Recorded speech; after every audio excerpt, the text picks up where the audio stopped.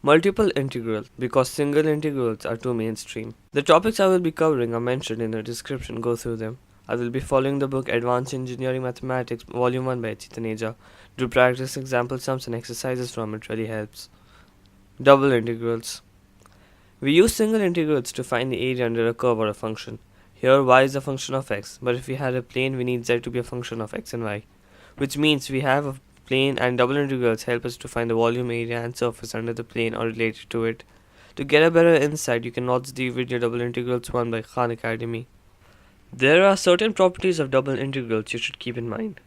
K can be taken out as a constant. Two functions of x and y can be separated into two integrals. If a function is greater or equal to 0, then so is the double integral. If a function is greater than or equal to another function, then so are the integrals. It can be a union of two non-overlapping regions R1 and R2. Evaluation. Evaluation of double integrals can be understood with three cases. 1. When the limit of both x and y are constants, so it doesn't matter whether we integrate it with respect to x or with respect to y. But in the case when the limits are not constant for y, then we integrate it with respect to y first and then with respect to x. And if the limits are not constant for x, then we integrate it with respect to x first and then with respect to y. Double integration in polar coordinates. First, keep the following equations in mind. The double integration of a function of x and y equals to the double integration of a function of r cos theta and r sin theta times r dr d theta can also be written in this form.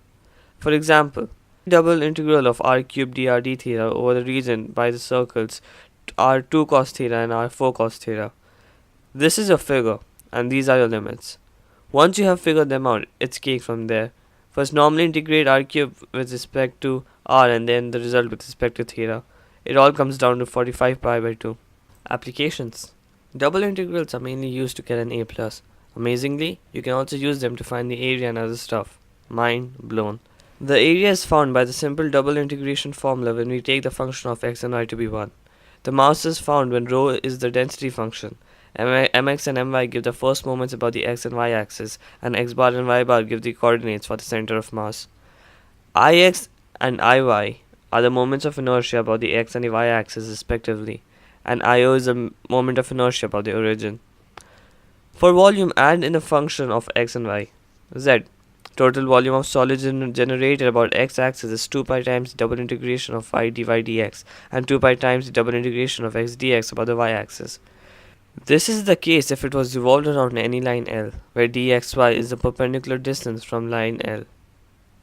Let's do a question. A thin plate covers the triangular region bounded by the x-axis and the lines x equals 1 and y equals 2x in the first quadrant. The plate's density at a point xy is 6 times x plus y plus 1. Find the plate's mass, first moments, center of mass and moments of inertia.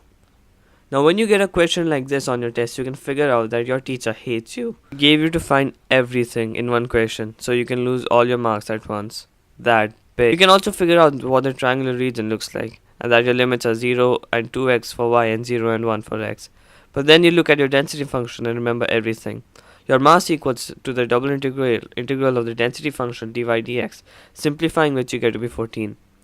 Plug in a y and an x in front of the density function and you get your first moments about the x and y axes. Solve them and your answer comes out to be 11 and 10 respectively. So the center of mass g are mi by m, which gives the x coordinates, and mx by m, which gives the y coordinate. But if you plug in y squared and x squared in front of your density function, you get the moments of inertia about the x and the y axis, simplifying which you get 12 and 39 by 5. Therefore, moment of inertia about the z axis is the sum of both. Congratulations, you have found the answer and made sure your teacher hates you even more. Good luck with that. Triple integrals, because double integrals weren't messy enough. We can say we use triple integrals when our function is of 3 variables. They follow all the properties that of double integrals and are evaluated by 3 successive integrations. If the region D is given by this long but understandable statement, then the triple integral is evaluated with respect to z first, then y and then x. The order of integration depends in the form of the problem given.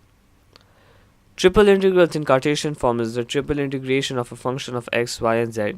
In terms of spherical coordinates, it becomes a triple integration of a function of rho sin phi cos theta, rho sin phi sin theta, and rho cos phi. times rho square sine phi d rho d theta and d phi. And in terms of cylindrical coordinates, this. Applications. Surprisingly, they are not much different from double integrals.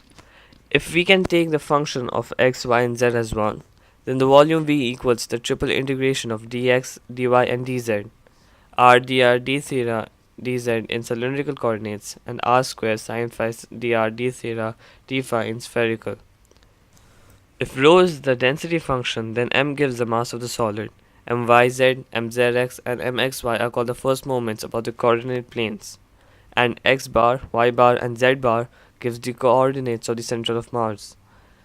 IX, IY, and IZ are the moments of inertia in the perspective x, y, and z axis. In general, if r is the distance of an arbitrary point in D from a line L, then IL is the moment of the mass m in D about the line L. You'll get the idea with a few examples. Gamma functions. Remember the gamma band? Me neither. So all we can talk about is the gamma function. If you ever come across an integral in the form e to the power negative x times x to the power alpha minus 1 dx, where alpha is greater than 0, ranging from 0 to infinity, then that particular integral is called a gamma function. It comes in handy to make our simplifications easier. The gamma integral is convergent. Replacing x by x squared, we obtain 2 times the integral of e to the power negative x squared times x to the power 2 alpha minus 1. This is another form of gamma function with the parameter alpha. Gamma of alpha plus 1 equals alpha times the gamma of alpha is one of its properties. You get this by integrating the gamma function by parts. Gamma of 1 equals 1. The gamma functions can be regarded as a generalized factorial function. Gamma of alpha can also be written as the gamma of alpha plus 1 by alpha, which equals the gamma of alpha plus 2 by alpha times alpha plus 1, and so on until we get the term that has math so much easier and shorter for all of us. Gamma of 1 by 2 equals root pi, and gamma of negative 1 by 2 equals negative 2 times root pi are frequently used values. An approximation of the gamma function for a large positive alpha is given by the Stirling formula, where e is the base of natural logarithm. Example. Express this in terms of gamma function. Consider I and let root x be equal to t. Then dx equals to 2t dt. So I equals t squared to the power 2 by 3 e to the power negative t times 2 dt. On simplifying it, we get 2 times the integral of e to the power negative t times t to the power 7 by 3 dt. As 7 by 3 equals alpha minus 1, so r alpha equals 10 by 3. Using the property gamma of alpha plus 1 equals alpha gamma of alpha, we get 2 times 7 by 3 times 4 by 3 times 1 by 3 times gamma of 1 by 3. 56 by 27 times gamma of 1 by 3 is our answer. Beta functions. Yes, there was a band called Beta, but we will still talk about the beta function because we only talk about famous things. The beta function with parameters n and m is defined as the integral of x to the power l minus 1 times 1 minus x to the power m minus 1 dx from 0 to 1. It converges and is symmetric with respect to its parameters l and m. Substituting x as sine 2 square theta, we obtain another form of the beta function. There is a very serious relationship between the gamma and the beta function. The beta function equals the gamma function of L times the gamma function of m by gamma function of L plus m, which I find to be a better love story than Twilight. When L and m are 1 by 2, the beta function equals pi, and when L and m are 1, the beta function equals 1.